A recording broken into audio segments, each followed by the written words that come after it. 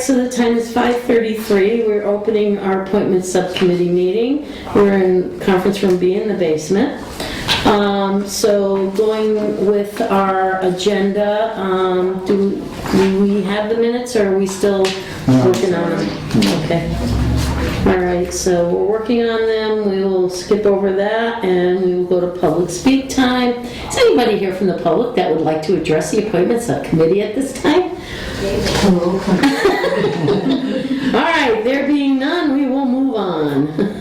So we have the consideration of the following mayoral appointments.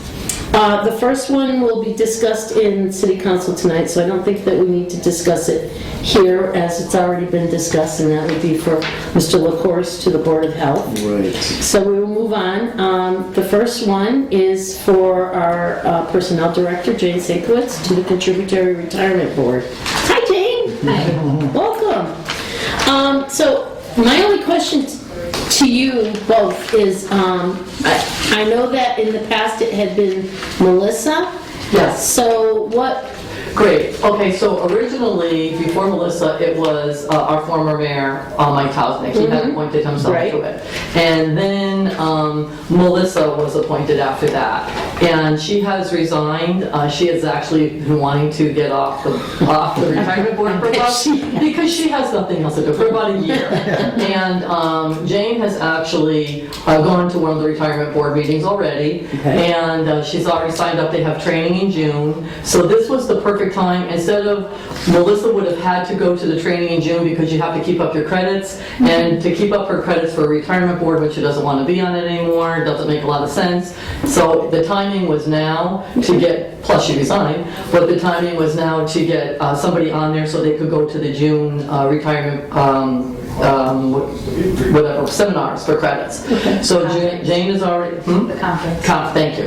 Jane has already signed up for that. Now the other part, and I thank her for being willing to, be interested in being. Not like you would have better to do Jane, right? Yeah. But a lot of it directly relates to the job she has in HR because of, like what they'll do with like involuntary retirements or injured on duty retirements, and all of that goes through her anyway. She does the 111Fs for the police and fire, and then, and then doing all our benefits. So it really is it's a good fit. And I'm thrilled that she's interested in doing it. And Melissa is still active in it because as treasurer, Right. she's responsible. She still has that active goal, the same way Val, well, not quite the same way Val is, but she still, has retirement duties. So it was just kind of for Melissa, double duty. Right. Okay. Makes sense. It does. I just wanted to ask. Anybody else have any questions? My only concern would be whether or not people would see it as a conflict of interest since your work role is human resources. Just based on what you just said, that No, because most of them come to the office anyway, questioning, about their retirement deductions, or we handle the paperwork, provide any certificates that the retirement board needs. And the retirement board only meets once a month, and they already have an agenda. So if somebody was, going to be on the agenda, they would already be on it. So that would be, after the fact for her. And plus, once they are on it, Jane would get notified anyway on the other end. So it really kind of is, a nice method. Because we had, for the last meeting I went to, there were a couple current employees on, and I was able to answer questions for the board. And one in particular was an involuntary retirement that we processed, that we filed the application. So when it comes down time to review all the medical, she already knew all the medical because we put it forward. Yes. So, and if anyone has a question about a conflict of interest, like I said, the former mayor was on the retirement board. Yeah. And Melissa is actually more concerned that she would have a conflict of interest because she already has retirement responsibilities that are different. But I think it's a nice meld myself. Joe? Yeah, no, I think as Jan had mentioned, that whole way it ties in, she's aware of a lot of the issues relating to your retirement or leave or whatever, and so it seems like a nice fit. Okay. So, I'll entertain a motion. so moved.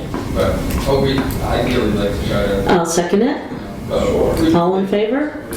Aye. Aye. Right. Thank you. All right. Thank you. There go. You're welcome. All right, so the school building committee, my question to you, Karen, real quickly, so you can get to the other meeting is, how many of these appointments were made appointments by the government, by state, mass Requirement. general law and Right. so forth? A lot of them. Okay, so who would they be? Okay, all right, let me just go right where we are. Judith Averill, she's the principal at one of the schools. Okay, Me, Nancy Follinsby, Deborah Luznia, she's on the school committee. exactly, she's a school chair, Yeah. and then Peter Roy, and Melissa. And Those were all Peter is the maintenance Yes, supervisor? and it was required, school maintenance And or Melissa's our a finance director was required. So those were required appointments. And then And just, so there was 1, 2, 3, 4, 5, 6, 6, 7. 7. 7 appointments outside of what Mass General Law dictated. That's correct. And just so you know, anybody that was interested forwarded me, you know, a letter of interest or an email or whatever, had gotten in touch with me. And all of them were put forward. There was one after the fact that I told her that, you know, at this point in time, they've already been submitted to the city council. It was after the submission. And I would put it on hold because we might need more in the future. And if anybody's interested, I will put their letters of interest on hold in case we need them later. But if you start looking at them, I wanted somebody from the, I wanted someone from the city council, and I asked President Joseph McCoy, and he was happy to say that Dan Hagan would be fine. I wanted to go with my animal inspecting. Yes. So did you offer him up as a sacrificial lamb? I've had that happen to me by the president. You know, and the reason for this too is and the reason for the people on here, and not only the reason, I mean, they were the only ones that applied, but I was happy to get this interest. The interest was really fast. They have to be available like during the day. Like technically we have a construction meeting every week at typically 9:30, 10 o'clock in the morning. So it's not for everybody. And I can tell you what different people bring to the table, even though they were the only ones, you know, that applied, but I was very happy with them. Obviously. Who's John Atwater? He is just a totally Just an outsider. citizen? Okay. His son is on the school committee. He's the student advisory, he's Okay. graduating. And he was. Oh, he's a student? His son is a student. Oh, okay. And he Okay. is the school committee student advisory, or student. Okay. So he was just somebody that was just very excited about it and wanted to be involved. Maren Goldstein is on our energy committee. All right. And obviously, you know, Chief Mater, he wanted to be involved because of, you know, the different sprinklers and the fire and Right. all those things. No, that's good. That's good. Yeah. And then Pat Bruff. And, Well, we know. We know rest, David, Pat, and Tom. Yeah. You don't? Yeah, you do. No, I do. And I just Dave. have some comments. So really, okay. So all right. So I'll open it up to the counselors. All right. First, just for the sake of transparency, when it says school building committee, would that include all the schools within East Hampton and keeping updated, or would this be for building a committee for a possible new school? This is exactly, it's called School Building Committee, and that is the required name of it, and this is only for a new school building project, which would be, this is just for the eligibility, entered into the eligibility stage for a new elementary school, and one of the very first deadlines we had is to have this and send it to Massachusetts School Building Authority. And they are the ones that required a lot of the ones we were talking about earlier. So it's just for that, and when that building is either approved, over, not built, it'll be dissolved. It's only for the specific need of building a new elementary school or renovating a new elementary school. Okay. Here's here's what my concerns are as a parent and as a city councilor. The parents that I see listed here have kids in high school. And all of the meetings that I have been to as a parent in terms of should we combine the schools, should we have all of the long-standing transparent meetings that have been happening don't include any of the people that I've seen at these meetings. And there was a lot of real concerns about how would we keep the neighborhood character of a school if it's in a different location. How would we consider after-school programs? A lot of things that are really pertinent to the elementary school age parents, but I understand that a lot of these people were also part of the high school building team, and I can appreciate that there's probably some consistency in that, but I'm not convinced by this list that the parents within the district would feel represented by this. And one of my concerns as a parent is that I think there's always been disconnect between the city government and the schools in terms of how to know to be involved. And the people who put their names forward are also people in the community who are also very invested anyway. Which tells me as a city councilor that when it comes to school parents, we may need to rely on, for example, the call saying, this is coming up, if you have an interest in it, we would like to hear from you. I'm worried that the way that this came about and the names that are listed here are more due to who's present all the time, but that doesn't necessarily represent the needs of the children within those 3 elementary schools. Okay, and I can maybe help a little bit on that. I didn't get any response or any interest from any of them. Yep. And this was announced several times at our school committee meetings. And it's never too late if you feel that that representation would be helpful, and I totally, I agree with you and I understand. If there are people that would like to come forward, we have the 13. It does not mean that we can't add to them. Okay, how We many can't would add you to want to them. have total? Like, what's the limit? Well, not much more than that, maybe. 15, I think she said. Yeah, 13 was kind of good with the Mass School Building Authority, but again, I didn't receive any interest, and there was articles in the paper, so the interest that I received was immediate and hot. Yep. And I have a deadline for the school, but that does not mean that we can't add them, and I think that's a great idea. So maybe, as you're at any of these meetings, and people might have interest, so all they have to do is send me a letter of interest, and we can hold them or we can add them. Plus, these meetings are all open to the public. I'm not arguing And so- about that. Yeah, I yeah, just yeah. know that the life Yeah. of a family within East Hampton with small kids does not look to the places where we advertise.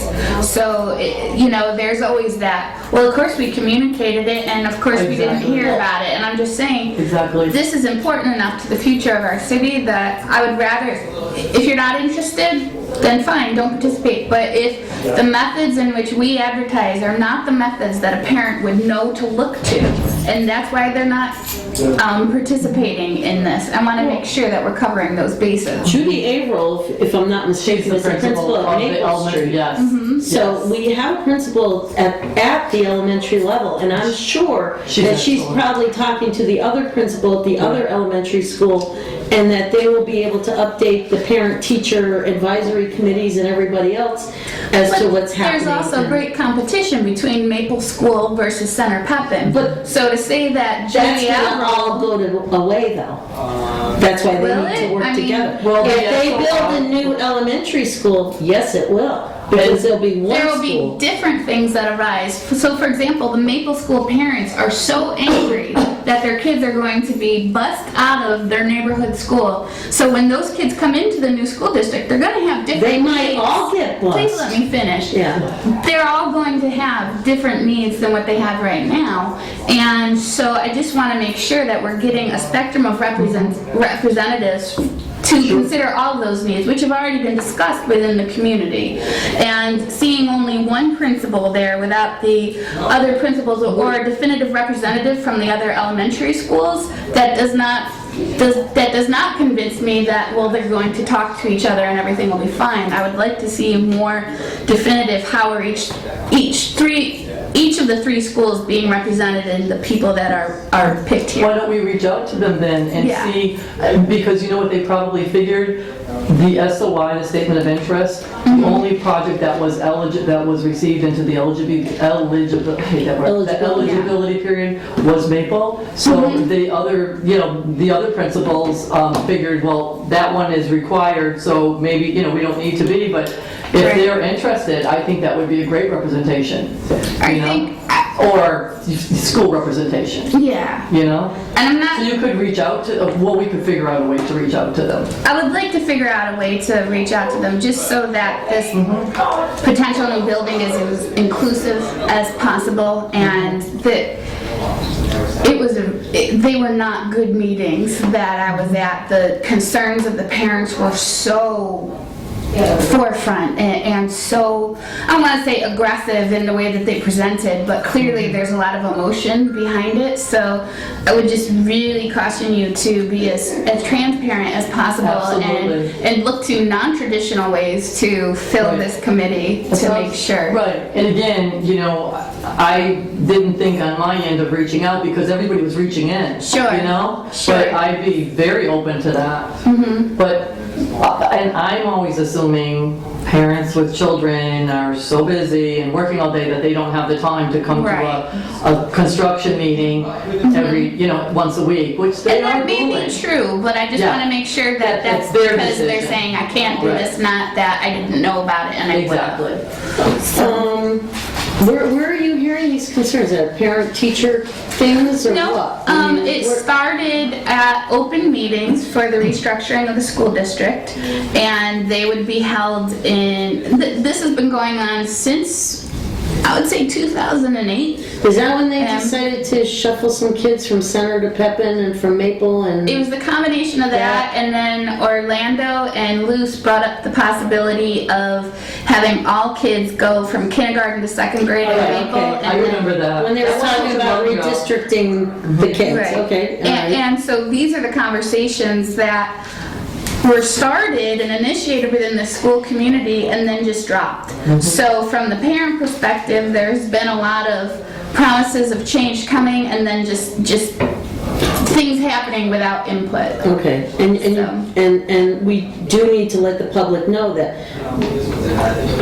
after these appointments, it's all really in the school committee's hands as far as any of that logistics and whatever go. I mean, it's basically out of our hands, and I'm not involved in it because I don't have any kids in the school, although I do have a grandchild now. And you don't have any And a younger availability child, but, to be yeah, I in mean, I don't- construction yeah. meetings for a year.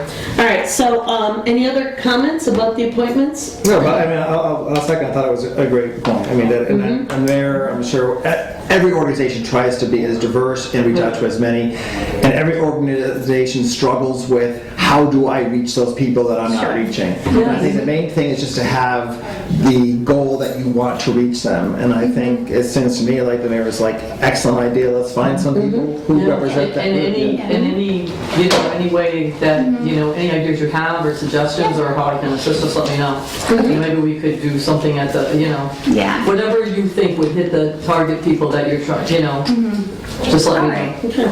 So, I'm going to make a motion to move forward with the 13 appointments. I will second that.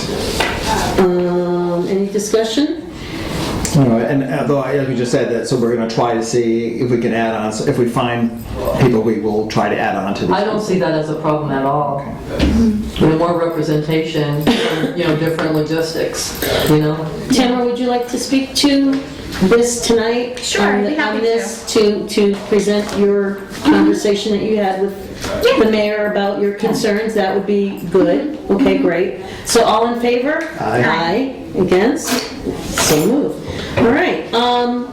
For our upcoming new business, briefly, for new business, I want to I did put together a preliminary, I'm glad you're still here, Jane, for procedures for the assessor's appointment. I think she had shown it to me too. I think, because I do have to get it. Okay. But one thing that we thought might be better is we had when when it first comes in. Well, Jane came up with Oh, did you? some procedures that she has, so we're gonna overlook those. I mean, this was just a, you know, a preliminary thing, a draft. Yeah, and so Jane did come up with another draft for us to look at.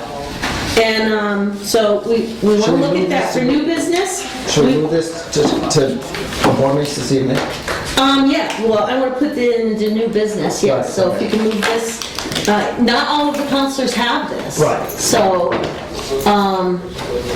I don't know how you want to do that, because usually if we're going to move something to new business, all counselors have it. So this is just, I don't know if they need to have this, if it's just within the committee to just develop these, or which way you But want the to problem do is, it. I mean, it's happening so fast, by June 5th is when the applications close, and so we're Right. technically gonna So- start looking. We should probably address this in our, Well, what we can do is you can put it forward and put it down in the committee, and then I'll we ask can if there's email any it to all of objections this. to move it, right. We can ask, email it to all the city councilors for their input, but that, we're gonna pretty much stick with the basics of, you know,